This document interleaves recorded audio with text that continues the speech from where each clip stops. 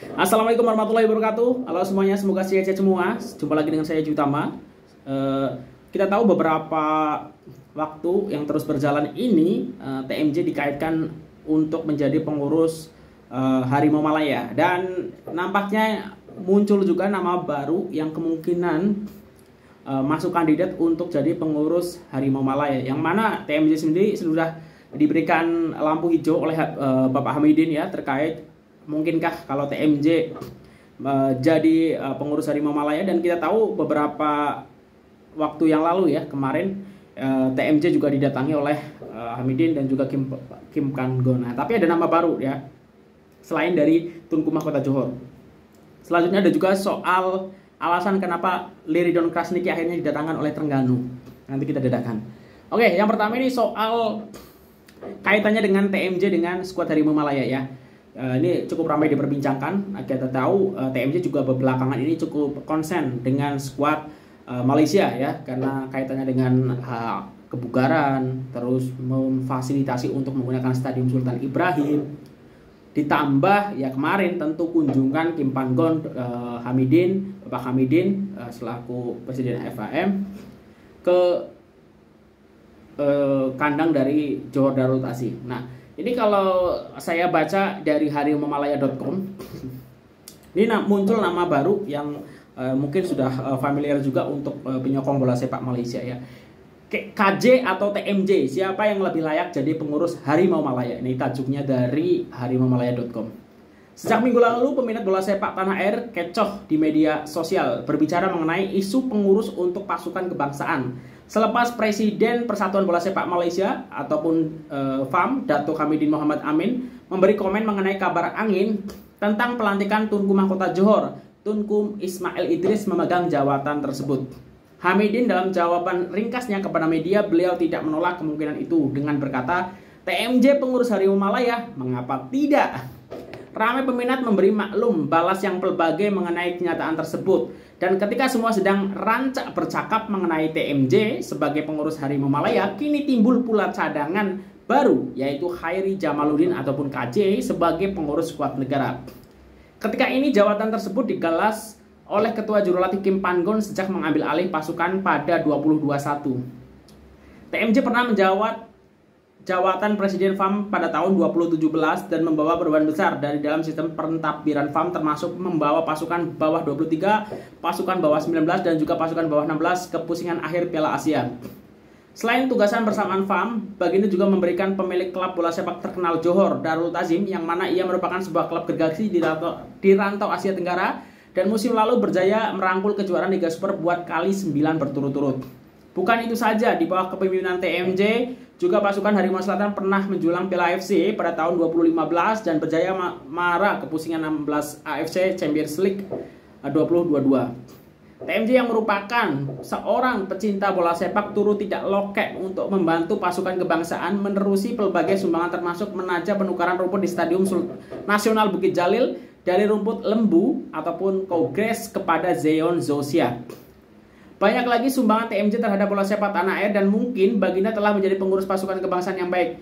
Sama seperti pasukan kebangsaan negeri jiran Thailand, yaitu Madam Pang, yang bukan saja menjadi pengurus pasukan Gajah Perang, tapi juga merupakan pemilik klub Port FC yang beraksi di Thai League One.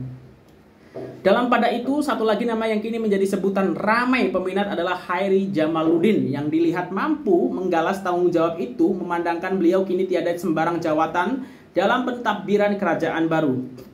Khairi merupakan bekas ahli Parlemen Rembau dan juga bekas Menteri Belia dan Sukan KBS yang berkhidmat pada tahun 2013 sampai 2018. Antara sumbangan terbesar beliau ketika meneraju KBS adalah mencetuskan program pembangunan bola sepak negara NFDP yang telah melahirkan ramai bintang bola sepak negara.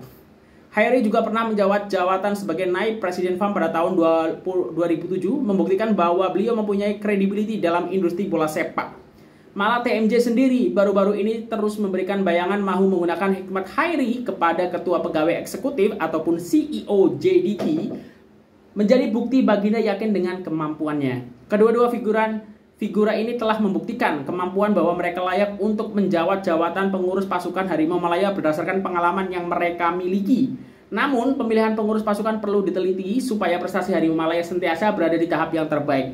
Nah, kita tunggu saja siapa. Apakah dari salah satu dari dua nama ini akan benar menjadi pengurus Harimau Malaya. Nah, kita patut tunggu ya. Kalau aku sih harap kalau memang TMJ minat ya kasih lah. Ya, kita coba tengok nanti seperti apa karena banyak yang positif ya.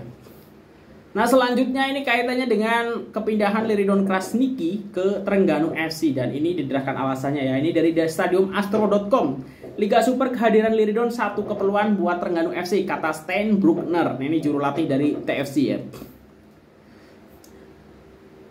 Pengendali Claren Croatia itu turut mengesahkan bahwa pemain tengah berkenan kini sudah bersama Trengganu bagi menjadi aksi pramusim di Bangkok, Thailand ya.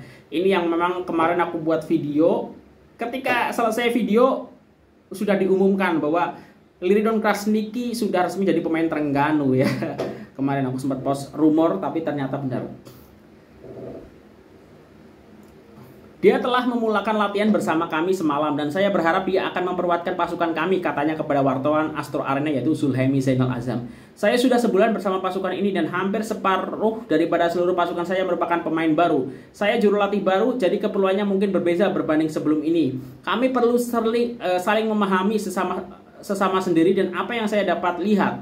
Pasukan kami kekurangan seorang pemain tengah menyerang yang boleh mencipta lebih bahaya dan peluang di depan gawang lawan, yang boleh membuat hantaran terakhir buat penyerang dan pemain sayap kami juga menjaringkan gol. Saya pikir Liridon mampu mengisi kekurangan pasukan saya berdasarkan elemen yang saya mahukan, katanya. Trengganu akan memulakan saingan Liga Super 2023 dengan bertandang ke laman Johor Darul Ta'zim bagi perlawanan sumbangsih pada tanggal 24 Februari ini. Nah, ini menarik ya, Trengganu yang memang momentum melakukan TC di Thailand ini dimanfaatkan betul untuk memastikan kedatangan Liridon Krasniqi ke Trengganu FC. Yang mana sebelum ini kita tahu Liridon Krasniqi ini bermain dipinjamkan ke Kokhaen ya. Salah satu klub yang secara prestasi juga tidak terlalu baik di Thailand. Kalau tak silap nih tim mediocre lah ya, di papan bawah. Ya tapi ya kita tahu Liridon Krasniqi ini termasuk salah satu player yang cukup puas dengan status pinjamannya ya. Kita tahu pernah dipinjamkan ke Newcastle Jets, Odisha, kemudian ke Kokhaen dan sekarang akan berlabuh ke Trengganu. Aku tak tahu apakah ini memang kontrak free transfer ke Trengganu atau memang masih statusnya loan ataupun dipinjamkan dari Johor Darul Ta'zim ya. Ini menarik ya karena kalau misalnya masih dipinjamkan, biasanya JDT menggunakan klausul tak boleh dimainkan player tersebut ketika melawan Johor Darul Ta'zim. Nah, mungkin bagi orang yang tahu sebenarnya status dari Liridon ini masih dipinjamkan atau sudah permanen di Trengganu FC, boleh tulis di kolom komentar. Nah, mungkin itu dulu video kali ini. Kalau ada kesilapan aku mohon maaf. Terima kasih sudah menonton. Tak sabar untuk update lagi soal bola sepak Malaysia apalagi menanti 24 Februari untuk Piala Sumbangsih antara JDT melawan Trengganu. Dengan kedatangan Liridon juga pasti ini menambah daya gedor ataupun kedalaman dari skuad Tommy ya, pelatih dari Trengganu ini. Mungkin itu dulu untuk video kali ini. Kalau ada kesilapan aku mohon maaf. Sia-sia semuanya. Wassalamualaikum warahmatullahi wabarakatuh. Dah.